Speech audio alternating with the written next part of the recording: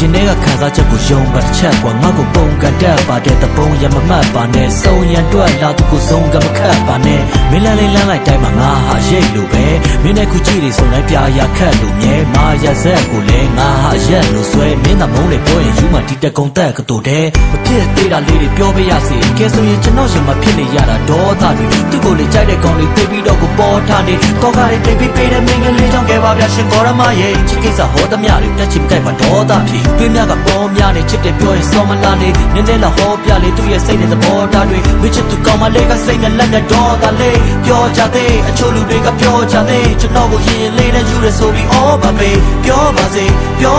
မင်းတို့ဆိုနေခံလိုက်မရင်ဆိုင်လိုက်မနစ်တဲ့ကြိုက်ပါတော့ကောမနေစကူနဲ့လက်တွေတော့ကဖြစ်ပဝေးတယ်ဖွံ့ပြောပဲနှုတ်ဆက်လိုက်ရင်ဖန်တရားဝေးမယ်ဒီလိုတရားတစ်ခါတွေ့တယ်ဒါကြောင့်ကြံတာပေးဖဲဒီလိုပြပြီးပြောပြရစီချစ်တဲ့ကလေးရဲ့အချစ်ရေးဆိုမဆိုချင်ပါတယ်တကယ်တော့ချစ်ကတဲ့ကိုနာကြည့်တာပဲခံစားရလဲခတ်တယ်လို့ဖွင့်ပြောဖို့ချပြဿနာလို့အကယ်၍မမောရင်ပဲလို့လုံးမလဲရှေးရေးကို